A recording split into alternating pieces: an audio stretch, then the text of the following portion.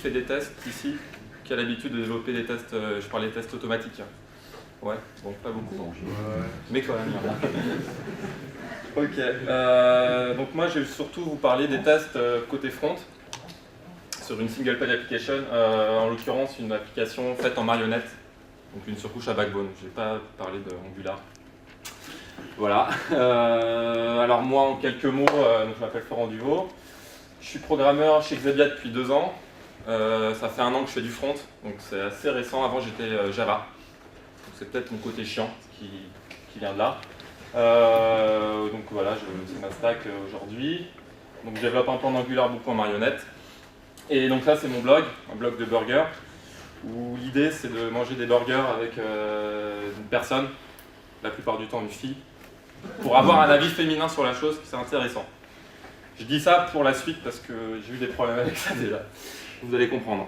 Oui, juste pour la stack technique de mon blog, c'est du Node, pushé sur Heroku, ça tourne super bien avec une base Mongo derrière. C'est nickel, c'est léger, c'est vraiment bien. Si vous avez plus de questions sur la stack, vous pouvez m'en poser. Alors pourquoi tester? C'est vrai qu'on peut se poser la question. Pourquoi tester? À quoi ça sert de tester? Moi je dis parce qu'il faut des règles. Comme partout, dans la nature a des règles, en fait. Tout a une règle. Et il faut qu'on ait des éléments qui puissent cadrer ce qu'on est en train de faire. Donc en l'occurrence des programmes, des applications. Donc il faut qu'on ait quelque chose qui puisse garantir qu'on ne part pas dans tous les sens, que c'est pas l'anarchie, que c'est pas n'importe quoi. Et donc c'est les tests dans les applications qui vont nous permettre d'avoir vraiment un cadre. J'avais trouvé sur un site, enfin, il y a pas mal d'articles dessus, c'est des gens très intelligents qui se sont posés la question pourquoi les projets informatiques foirent? Parce que c'est vrai qu'il y a énormément de projets informatiques qui foirent, je crois que c'est plus de 50%, ça c'était en 2010 à peu près. Et donc ils se sont demandé pourquoi ça ne marche pas. Donc il y avait plein de raisons, alors pas mal de management, des visions clients qui sont erronées. Et il y a aussi des petites choses qui nous concernent plus, nous développeurs. Donc architecture design, où malheureusement on n'a pas forcément toujours la main dessus, surtout dans les gros projets où il y a l'architecte qui va définir l'architecture du projet, et il y a la qualité du code. Et ça, la qualité du code, c'est vraiment ce que nous faisons chaque jour. Nous développons du code, et en tant que professionnels, j'espère qu'on l'est tous, on veut qu'il y ait un code de qualité pour pouvoir avoir des projets qui réussissent. Donc si on veut que notre projet réussisse, il faut qu'on travaille aussi sur la qualité de notre code, parce qu'un code de mauvaise qualité, un code qui est incompréhensible, c'est souvent la résultante, c'est un projet qui ne marche pas sur le long terme. Alors qu'est-ce qu'un code de qualité? Là c'est ma vision de la chose, on pourra en parler. Pour moi c'est un code qui est lisible, c'est un code qu'on puisse lire, que quelqu'un qui arrive sur le projet puisse lire rapidement et comprendre. Un code évolutif qu'on puisse faire évoluer aussi assez facilement, et dans lequel on a confiance. Un code qu'on pousse en prod en ayant confiance, en sachant que c'est un code qui marchera. Et donc en fait, pour avoir ces 3 choses-là, surtout les 2 dernières, il faut qu'on teste notre code pour être serein par rapport à ça. Mais tester en JS. Parce que c'est vrai que là, j'ai pas vraiment parlé, là je parlais vraiment aussi d'une vision Java, où Java, il y a quand même une culture du test qui est assez présente aujourd'hui, et dans d'autres langages aussi. Mais c'est vrai qu'en test, pendant longtemps, c'était plus du gadget. C'était on va mettre un petit clic ici, on va faire une petite animation, ça va être sympa. Il n'y avait pas vraiment d'architecture pour tester du JS. Donc c'était pas forcément quelque chose c'était pas dans la culture du développeur front. Sachant qu'un développeur front, il y a quelques années, c'était pas vraiment défini. Qu'est-ce que c'était? C'était l'intégrateur, c'était le mec qui faisait du HTML, il faisait un peu de JS à côté. Donc on savait pas trop. Et puis donc du coup, il y a quelques années, 5 ans à peu près, vient les SPA. Donc Explosion, Backbone, Ember, Knockout, Angular évidemment, puis Node qui arrive, explosion du JavaScript, tout est super, on va faire tout en JavaScript.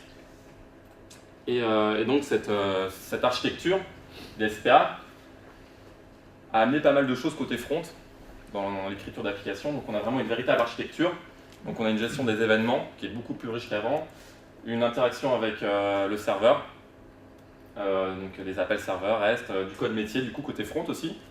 Donc on va faire des actions métiers, des vrais frameworks de programmation, donc je les ai cités. Et donc vraiment une industrialisation avec Grunt et Gulp qui va permettre de vraiment industrialiser la chose et faire quelque chose de plus professionnel. Parce qu'avant. Donc avec tout ça, on n'a plus le choix, il faut quand même qu'on teste. Parce qu'à un moment, c'est plus des petits codes de 5-6 lignes qu'on a, c'est vraiment des applications de plusieurs centaines, voire plusieurs milliers de lignes de code. Et si on veut la faire évoluer, si on veut la faire vivre et qu'on n'ait pas des régressions à chaque modification, il faut quand même qu'on ait des tests pour avoir un cadre à tout ça. Mais alors comment tester une SPA? C'est un peu le but de la présentation.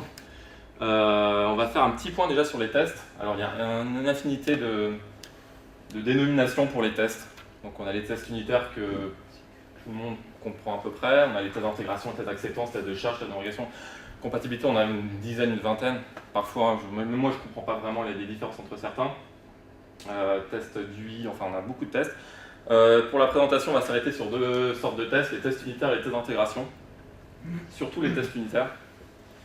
Et on va voir ce que c'est et comment ça marche. Alors les tests unitaires, c'est un test qui va valider une partie de notre code, qui va valider le comportement attendu du code qu'on a écrit. Le plus atomique possible, vraiment une fonctionnalité très précise. C'est un test qui est sandboxé au contexte du test, aussi c'est très important, on va le voir après. Il faut qu'un test vive par lui-même, qu'il ne soit pas dépendant d'autres tests, qu'il n'agisse pas sur d'autres tests. C'est peut-être pas forcément évident à comprendre, mais vous allez voir par la suite au niveau de la démo que c'est très très important et c'est source d'énormément de problèmes aujourd'hui, dans les tests JavaScript surtout. Et une exécution rapide. Il faut qu'un test unitaire, ça dépote, ça aille en 2 secondes. Alors un exemple tout bête, j'ai une petite fonction qui prend un nombre et qui retourne le nombre avec l'euro derrière. Et ben pour faire ça, j'écris un petit test qui dit j'appelle ma fonction et ça doit retourner 5 euros. Donc ça c'est l'écriture d'un test assez basique en JavaScript.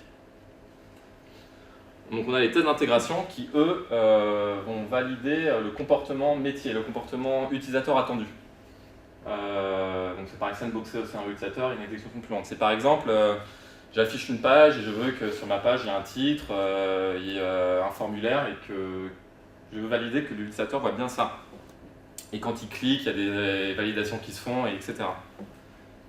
Donc là c'est aussi un petit test en Casper, tout bête, où je lui dis lance-moi la page web et dis-moi bien que sur le titre de ma page web c'est This is my app. Tout simplement, donc il va lancer derrière un navigateur headless, enfin, on va voir ça plus tard. Donc en fait il y a vraiment une logique différente entre le test unitaire et le test d'intégration, dans le sens où le test d'intégration va valider par le haut, va valider côté client que l'application fonctionne bien, et le test unitaire va valider côté code. C'est l'addition de tous mes petits tests unitaires qui vont garantir que mon application fonctionne bien. C'est vraiment 2 visions différentes mais complémentaires. Alors qu'est-ce qu'on teste dans les SPA? Il y a plusieurs choses et c'est là d'où vient à peu près la complexité des tests unitaires pour les SPA. C'est qu'on doit tester l'algorithme de notre code. On a aussi pas mal d'interactions entre donc les pages web et notre code, donc tous les events, tout ça, qu'on doit tester.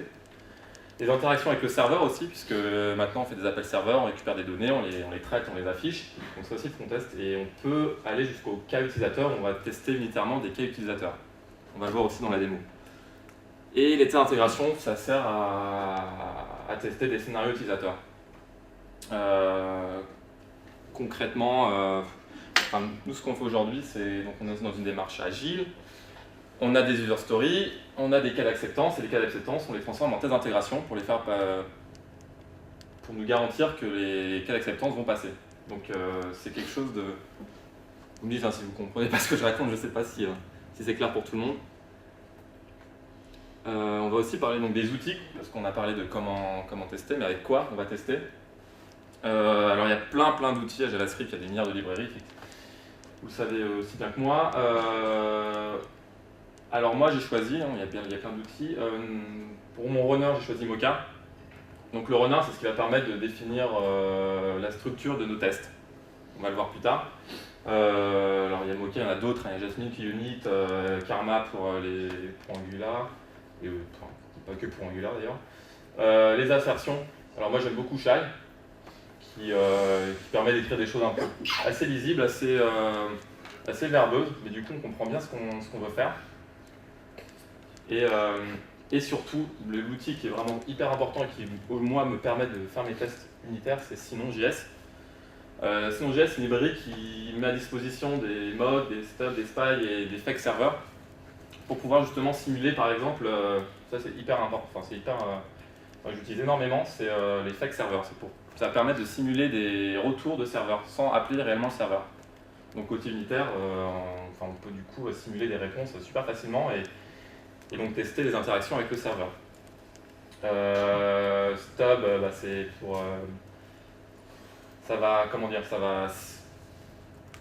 simuler, ça va stubber, ça va simuler la réponse d'une fonctionnalité. On appelle une fonction dans notre test, on veut avoir un résultat attendu de cette fonction. Bon, on n'a qu'à la stubber, on dit qu'à chaque fois qu'on appelle getFilling, on va retourner get. Et du coup, on peut faire nos tests beaucoup plus facilement. On va le voir ça en démo, ça va être plus simple. Là, je sens que je m'embrouille à moitié. Et pour les intégrations, donc il y a Casper.js, qui est une surcouche à Phantom.js, qui est très bien, on va voir, et en CoffeeScript style. Alors, je ne suis pas forcément très fan de CoffeeScript. Je trouve qu'il a pas mal de désavantages, mais pour écrire les tests d'intégration, surtout, c'est assez cool parce que ça enlève tout.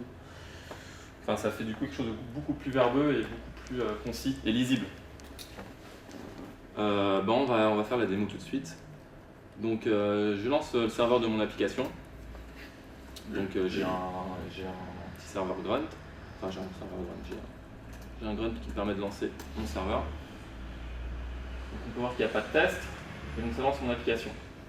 Donc c'est My Best Burger Ladder, où en fait j'ai une liste des burgers avec les personnes avec qui j'y suis allé.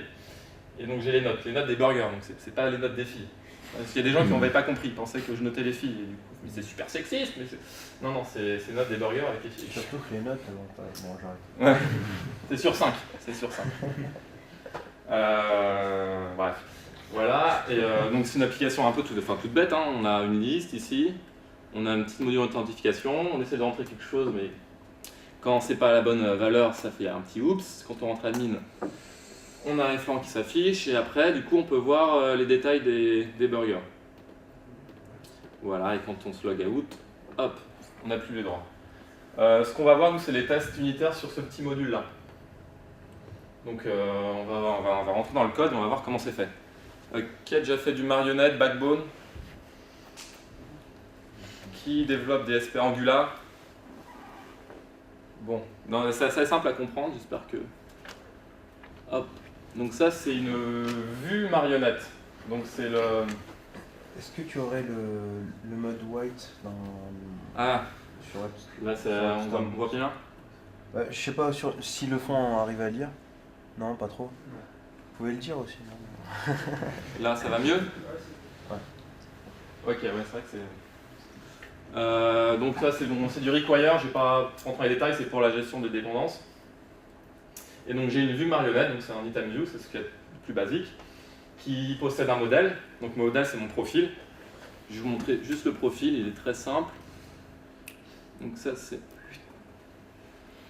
Voilà, donc c'est un modèle qui tape sur une URL, donc URL user, pour récupérer les informations serveur. Par défaut, elle a deux propriétés, donc deux attributs, non Florent et log false par défaut. Elle a une fonction isLog qui retourne juste la valeur log, et un logout qui va setter le log false et qui va envoyer un événement logout à l'application. Si vous ne comprenez pas, vous me dites. Et aussi un truc assez important, c'est que c'est un singleton. C'est une instance pour toutes les vues. Donc dans l'application, il n'y a qu'une instance de profil. C'est assez important ça pour les tests. Donc voilà, ça c'est mon modèle. Donc le template, qui est quelque chose de tout bête aussi. Donc si je ne suis pas logué, j'affiche un formulaire, ce qu'on a vu, avec un span error, oups, qui est hide par défaut. Et si je suis logué, j'affiche Florent avec le bouton logout. Donc c'est aussi très simple. Hop. Donc dans la vue avec marionnette, on peut binder tous nos éléments graphiques. Donc ça c'est le... Ah mais pour vous aussi je peux pas. Ouais c'est bon vous voyez. Ok. Donc on a le login, c'est notre input. On a le bouton submit, le span error et le bouton logout. Donc là j'ai défini mes 4 éléments de mon UI avec lesquels je vais interagir dans ma vue. Je définis mes 2 événements. Donc mon clic sur le submit pour faire le login et le clic sur le bouton logout pour faire le logout. Donc c'est quelque chose d'assez clair, on comprend assez facilement quand on lit le code. Alors ça j'ai un behavior, c'est un truc pour marionnettes, en fait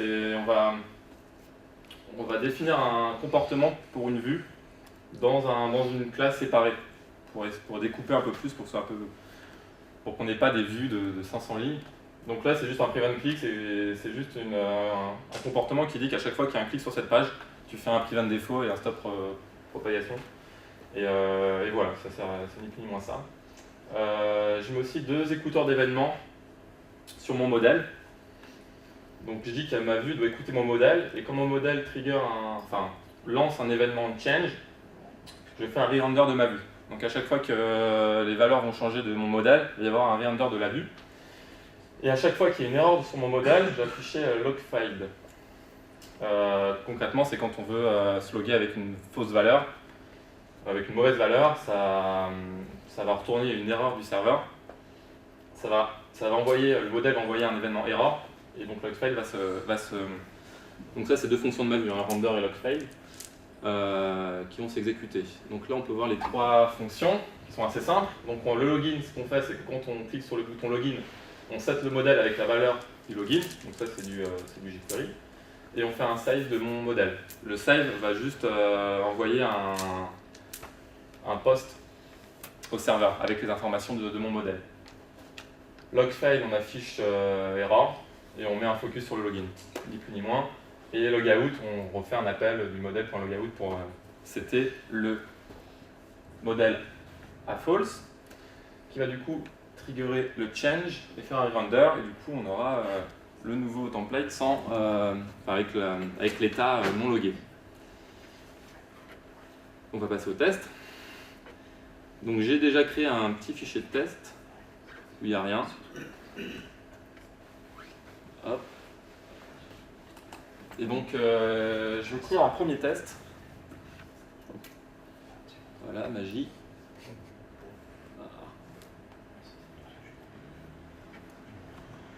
Mince, il est trop long. Ça va, vous voyez? Derrière aussi? Ouais? Bon, cool. Alors ce test, ça va dire, ça va justement vérifier que quand mon modèle change d'état, en gros ça va vérifier cette ligne-là, celle-ci. C'est quand mon modèle change d'état, je veux être sûr que mon render se fasse bien. Donc comment on peut tester ça? Hop. Donc j'ai utilisé le mock, alors je vais pas très bien expliquer, enfin je vais pas expliquer tout le le mock de Sinong.js, ça permet de définir des comportements attendus pour une fonction. Là je dis concrètement, pour le render de mon header-item-view, je m'attends à ce qu'il soit appelé une seule fois, quand je fais un changement de mon modèle. Ça veut dire ça. Je ne vais pas rentrer dans les détails pourquoi on appelle prototype, en fait c'est que Marionette, pour créer son pool d'events, se base sur le prototype des fonctions et non pas sur les fonctions de la classe instanciée. C'est comme ça. Bref. Donc là, ce que j'écris, c'est je l'appelle une fois, j'instancie mon header, je set une valeur de mon modèle et je vérifie que mon mock, c'est bien, que le comportement attendu par mon mock, c'est bien exécuté. Donc hop, on va faire ça. Donc j'ai une petite tâche grunt qui s'appelle grunt test pour lancer mes tests. Et donc là je lance et je vois bien que c'est passé. On va faire un autre test. J'avais dit que les tests devaient être sandboxés. C'est-à-dire que par exemple si je fais ça, je devrais avoir 2 tests qui passent, puisque c'est le même test. Là si j'essaie, il y en a un qui passe et un qui plante.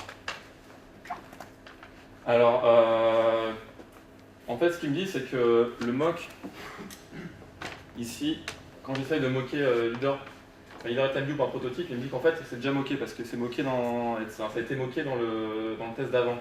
Donc il y a un truc à bien faire gaffe avec Simon.js, c'est de restaurer à chaque fin de test tous les mocks qu'on a fait. Pour ça, en fait, il faut juste faire...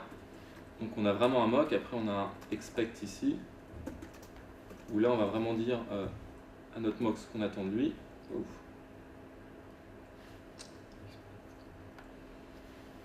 Ah, je sais pas.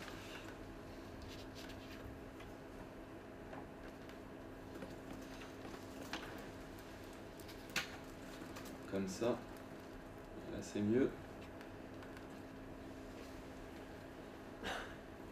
Et donc maintenant ici c'est mon expect que je vérifie. En fait je découpe, avant j'avais écrit de manière plus succincte, là je suis obligé de découper pour faire un restore de mon mock. Comme ça. Donc là on peut essayer de lancer le test. Non. Il y a aussi 2 points. Ah oui j'ai mis 2 points. Exact. Et là on a encore une erreur. Et il dit qu'il s'attendait à être appelé une fois, mais en fait il n'est pas du tout appelé. Et donc on a un problème. Donc là aussi c'est un problème qu'on a rencontré assez souvent et qu'on continue à rencontrer, c'est qu'il faut faire très attention. Notre modèle ici, je dis que c'est un singleton. Ça veut dire qu'il a été seté une fois ici.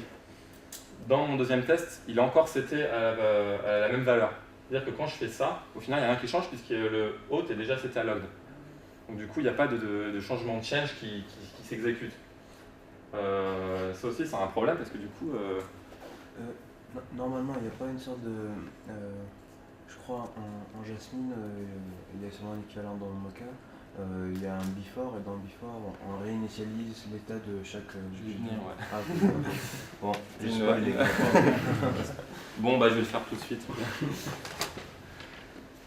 Sachant que ce serait difficile de le faire. Enfin, bref.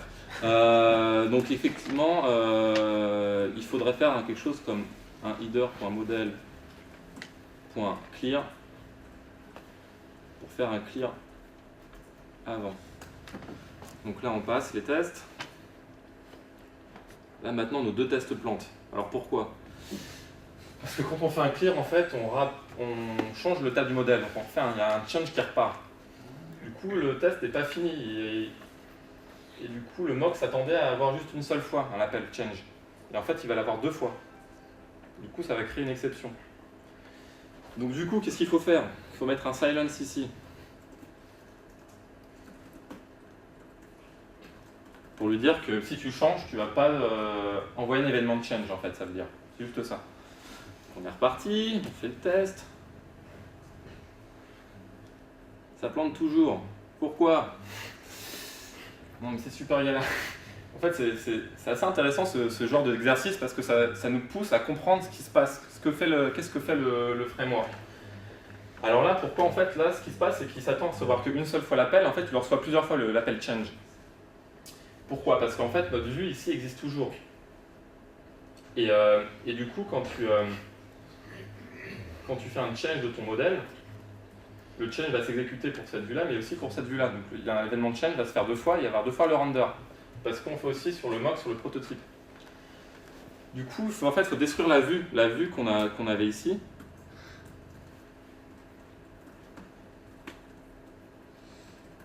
Voilà, pour être sûr que tous les événements rattachés à la vue d'avant ne soient plus utilisés, ne soient vraiment détruits. Et là, on a enfin nos 2 tests qui passent. Ça, on peut voir que c'est quand même assez galère à faire. Écrire des tests comme ça, c'est vite réparatif. Et on va voir qu'il y a quand même quelques solutions pour faciliter un peu les choses. La première, c'est que Simon.js a une méthode qui va permettre de sandboxer tous les outils de Simon.js. Donc il y a le mock, le stub, le fake server. Pour ça, on fait ici sinon.test. Hop. Et en fait, de faire ça, ici on aura un mot-clé this.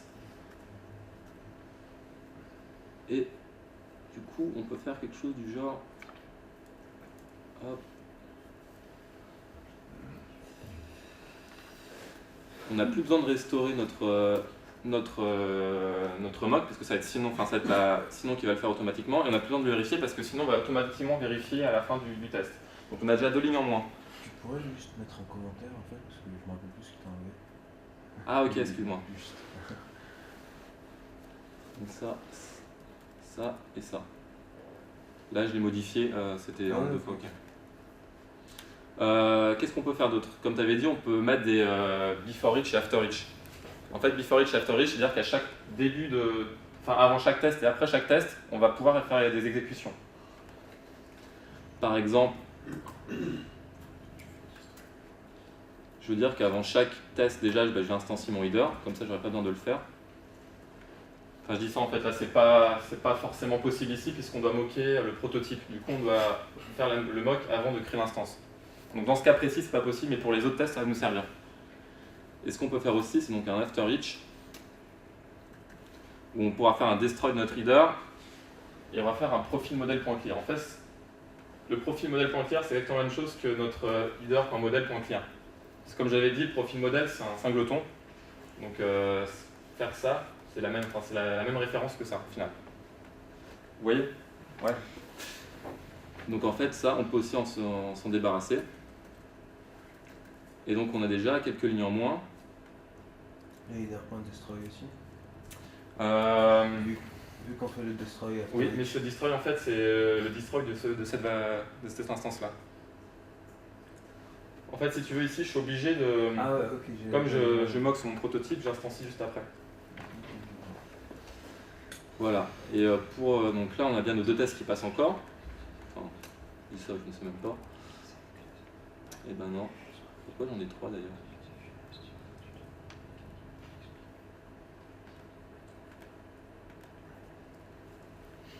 Il y en a quelque part.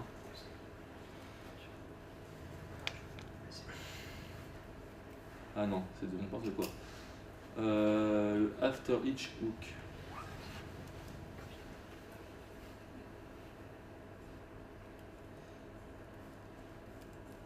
Juste 2 secondes, là. Il y a une parenthèse que j'ai oubliée. Après la collab. À quel niveau? Dans ton after each. Non, pardon.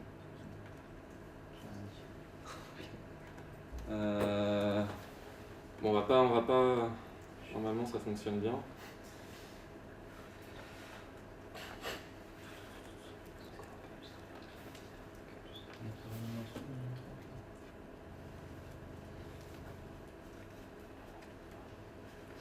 Bon, il y avait un problème. Je sais pas, normalement ça marche, ça fonctionne bien. Pour prouver que c'est pas juste du flanc ce test. Il y a quelqu'un qui a une onde négative. Ouais, j'ai l'impression que toutes les démos, tout ça, là, il y a quelque chose qui. Il y a un complot, c'est ça? Pourquoi vous croyez que j'ai pas fait de démo en fait? Ouais, c'est ça. Mais de toute façon, nous on prend des risques, on ose et puis on attend. Ah oui, non, mais d'accord. Donc par exemple ici, si je mets never, ça veut dire que c'est jamais appelé, normalement ça devrait planter. Ah. Faut mieux le dire comme ça. Voilà. Effectivement, ça plante et il dit qu'il s'attendait bien. Alors, ça, les stack traces sont un peu dégueulasses. Faut regarder la première ligne. Il s'attendait à être appelé et puis ça n'a pas été appelé. C'est en gros ce que ça dit. On va passer à la suite, on va avancer. Je vais faire un deuxième test. Un test tout simple. Où là, je vais tester ma template. Je vais dire si au moment du render, si log est à true, je m'attends à ce que ma template contienne f Laurent, qu'elle soit créée avec f Laurent. Alors pour ça, il faut aussi connaître son framework. Il faut savoir que avec Marionette, quand Marionette crée sa vue, il va appeler la fonction toJSON de notre modèle, qui va retourner tous les attributs de notre modèle en format JSON pour après alimenter la vue.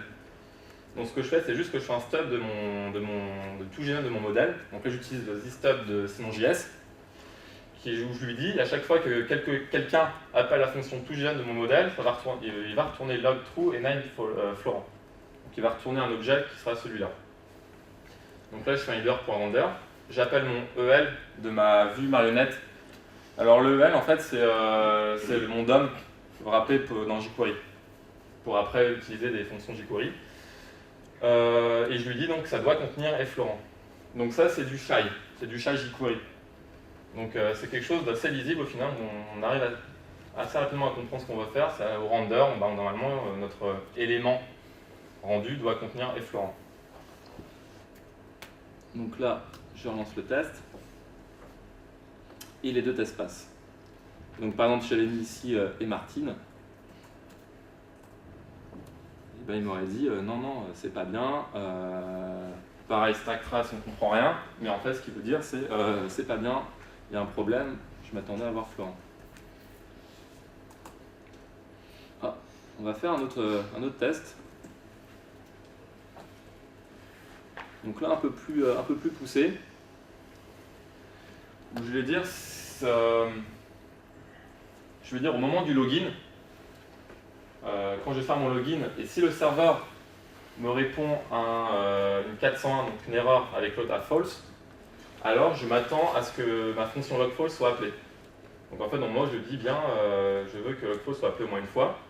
J'instancie mon header, je fais un render de mon header. Là, je définis le comportement attendu de mon serveur. Donc je lui dis, mon serveur, à chaque fois que tu reçois un post sur l'URL user, tu retournes une 401 avec ça, avec ces valeurs-là. C'est ça que ça veut dire. Je fais un logging. Donc pour rappel, le logging, il est ici. Ça va setter. Oui, c'est ça. Ça va setter, ça limite on s'en fiche. C'est juste qu'ici on a un modèle.save et c'est le save qui va appeler notre serveur en post. Donc on appelle login. Notre modèle fait un save.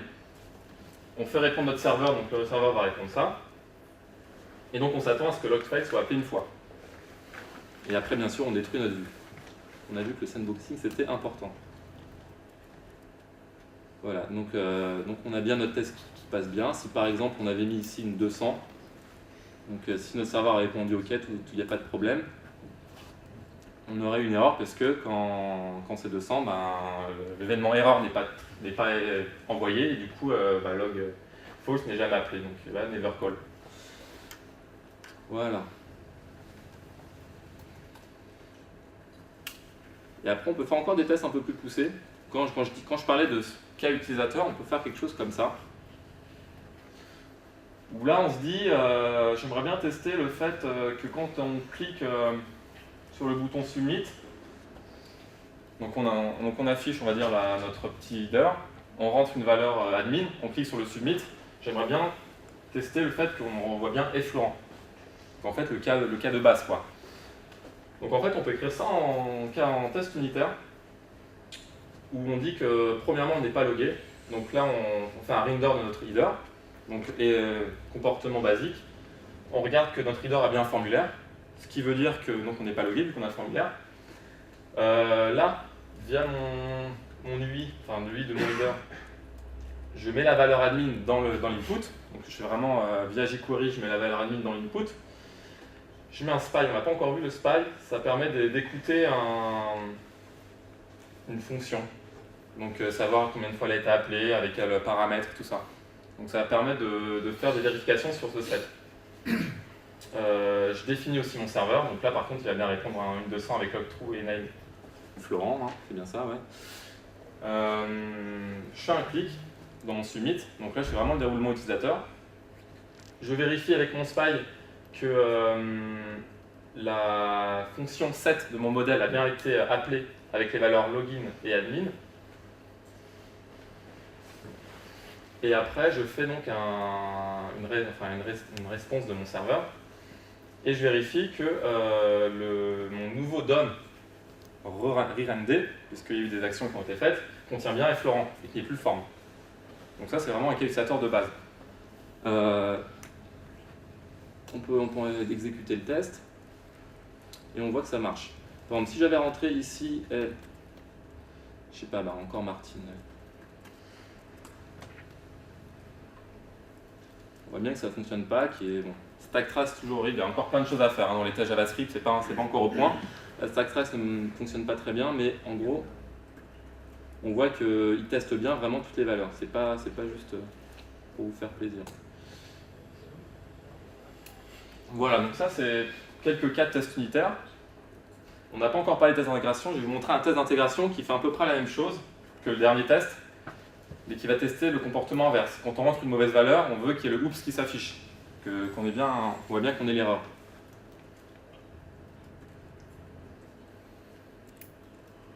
Ici. Donc ça c'est du Casper et c'est du Coffee. Ça pique les yeux. Comment Enfin, je l'ai compris. T'as dit quoi c'est Honnêtement, entre ça et du JavaScript, je préfère de loin du JS. Malgré que je fais énormément de Coffee aussi, parce que parfois Je trouve que pour ce cas-là, c'est plus lisible avec du Coffee. On est moins perturbé par les accolades, enfin bref. Moi, je suis d'accord avec toi, hein, je préfère largement le JavaScript au Coffee, mais je trouve que pour ce cas-là, je préfère quand même écrire ça en Coffee. En passant, Casper, c'est développé par un développeur français qui habite sur Montpellier. Petite fierté nationale. Non, c'est vrai que pour une fois, on a un projet open source qui est assez largement utilisé et qui est français. Donc, alors là, donc, ça va être différent. La logique est complètement différente. On se préoccupe plus du tout du code, on se préoccupe vraiment du point de vue utilisateur. Où là, on va vraiment lancer une instance de notre application, donc sur le localhost lit, et on va faire des vérifications de la page. Donc on va dire qu'il y a bien un form qui existe sur cette page, comme on l'avait fait. On va remplir le formulaire, avec mettant login et mettant blablabla. Donc là, normalement, ça devrait provoquer une erreur, parce qu'on n'a pas mis admin. Donc le formulaire s'exécute, on attend qu'il y ait une erreur qui s'affiche, et donc on va vérifier que l'erreur, qu'il y ait bien un span error qui existe, que le span error est bien visible et qu'il y ait bien le texte, oups. Voilà, et on vérifie qu'il y ait toujours le form qui est là. Donc ça, on peut l'exécuter. On fait un grunt it. Et donc là, ça passe. Donc c'est plutôt cool. Alors j'aimerais bien vous parler d'un truc parce qu'en ce moment dans la communauté, dans la communauté JS, même au-delà, il y a vraiment un débat entre les tests d'intégration et les tests unitaires. Il y en a qui disent qu'on ne peut pas faire les deux, que ce serait super, mais il faut choisir parce qu'on n'a pas non plus énormément de temps pour développer. Et qui disent qu'il faut tout mettre sur le test d'intégration. Donc au final, on développe des applications pour utiliser les utilisateurs. Si on arrive à tester et valider les comportements utilisateurs, pourquoi valider notre test côté code, puisqu'on a déjà la validation côté client. Il y en a d'autres qui disent oui, mais non, il faut quand même qu'on teste notre code, c'est important. Quand je suis arrivé sur un projet, là, ils avaient fait que des tests d'intégration, il y en avait pratiquement 500, quelque chose comme ça. C'est énorme. Le problème avec les tests d'intégration, c'est que c'est vrai que c'est vraiment important et c'est très nécessaire puisque là on fait vraiment une validation. Enfin, c'est vraiment de façon automatique, on valide ce que fait l'utilisateur, réel. Il y a vraiment une page qui est créée, les interactions sont vraiment réelles. Mais le problème, c'est que déjà d'une part, c'est très compliqué à débugger puisqu'on a les problèmes, on les voit côté utilisateur, mais on les voit pas côté code. Donc quand il y a un problème côté ici, on ne sait pas trop ce qui se passe côté code. C'est difficile à maintenir, puisqu'à chaque fois qu'il y a des modifications de métier, des modifications de comportement, on doit mettre à jour les tests d'intégration, ce qui n'est pas forcément le cas, rarement le cas. Et en plus, c'est long à s'exécuter. Là, on ne l'a pas forcément vu, c'est une seconde, mais si je vous mets par exemple, si j'en mets 10, si je vous fais hop.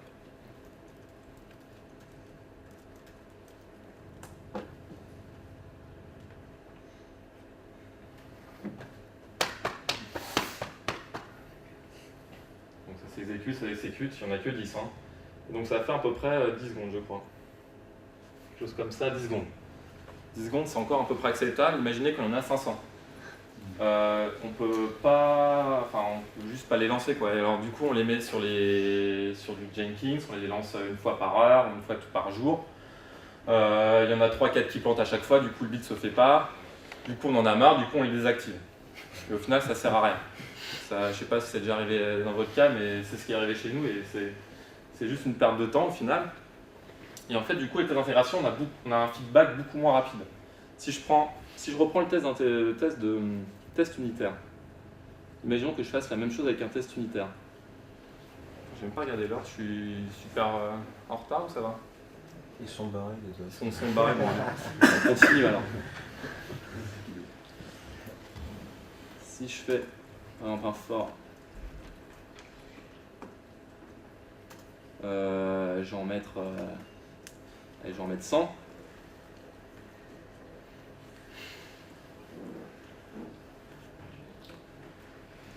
Donc,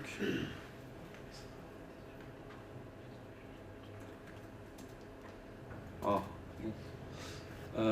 Que je lance. Ah, attends, ouh là. Je vais changer le format de l'affichage de mes tests unitaires parce qu'on va avoir 100 lignes, ça ralentit. Dans tous les cas, donc on va changer le reporter. On va le mettre dans un format un peu plus lol. C'est Voilà. le reporter que tu utilises déjà? Comment? C'est lequel le Ça, reporter? c'est le spec. Et là, je vais utiliser le niant. Voilà. Vous voyez, j'ai fait 103 tests. Ça a duré même pas une seconde, une demi-seconde. Et à ça, on peut aller très loin. Je peux vous montrer. Bon, peut-être pas intéressant, mais on peut en faire 1000, 2000. C'est 3-4 secondes maximum. Donc là, on a un feedback hyper rapide. Vous voyez, pour exemple, en fait, moi, ce que je fais, du coup, ce que j'ai l'habitude de faire, c'est d'avoir un watcher sur mes fichiers quand je développe.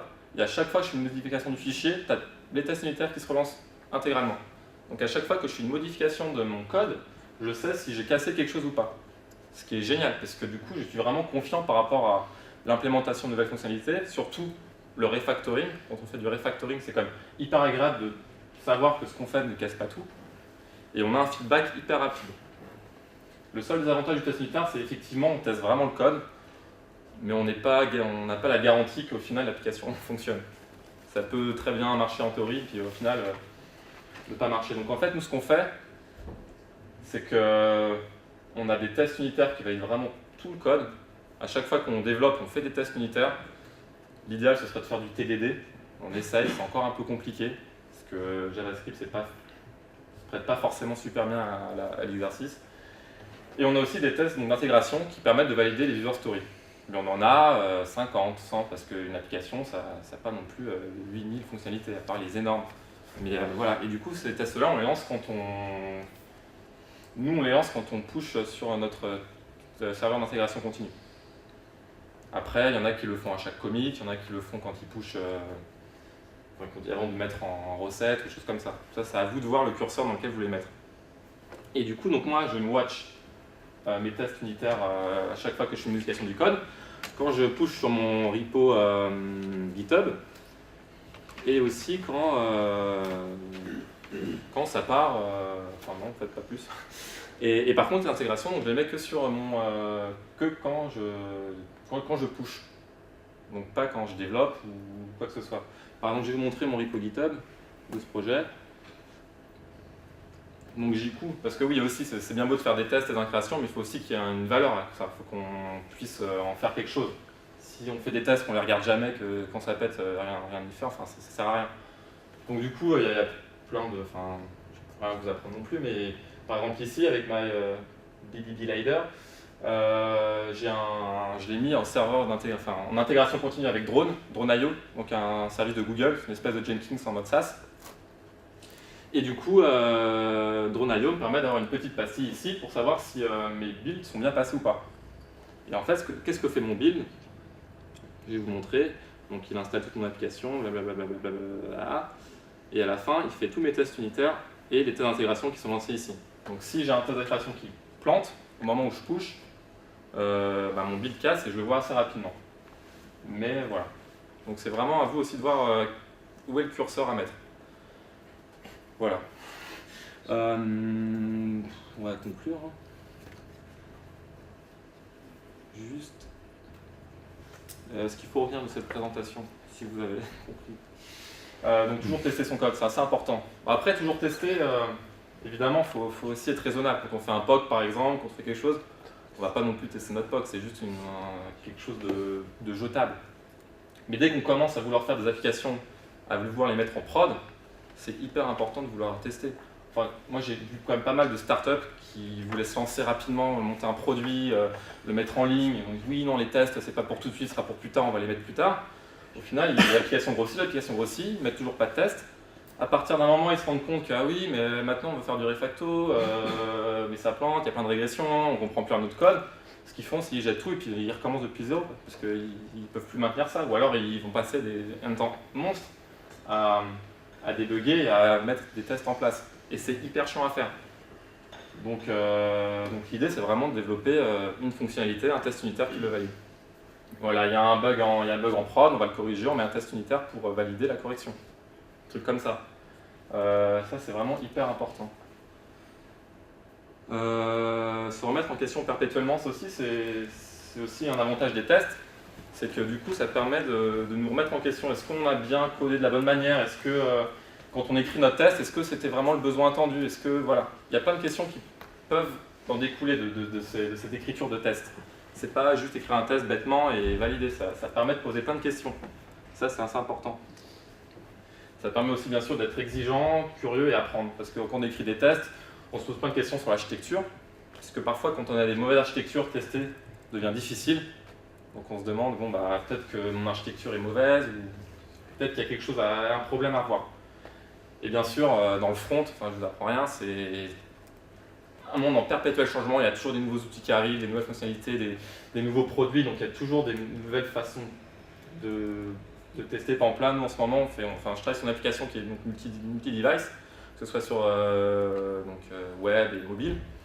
Et on se pose la question, mais comment tester sur mobile les interfaces et tout ça? Donc c'est des questions qu'on se pose, on n'a pas encore toutes les réponses, il y a des outils, on a regardé, mais et voilà, c'est parce qu'on se rend compte qu'il y a des comportements différents et qu'on a plein de problèmes sur mobile qu'on ne retrouve pas sur le desktop. Et bien sûr, se faire plaisir, donc ça c'est peut-être le truc le plus important, toujours se faire plaisir quand on développe. Ce qui est bien avec les tests unitaires, c'est que ça favorise le binomage, ce qui est quand même beaucoup plus fun quand on travaille en binôme. Du coup, un qui fait le test, un autre qui le fait passer, et puis ainsi de suite, on échange. Il y a une espèce de gamification du travail qui est assez intéressante. Et surtout, du coup, les deux cerveaux sur un même problème, c'est quand même bien plus efficace qu'un seul. Voilà, c'était assez rapide.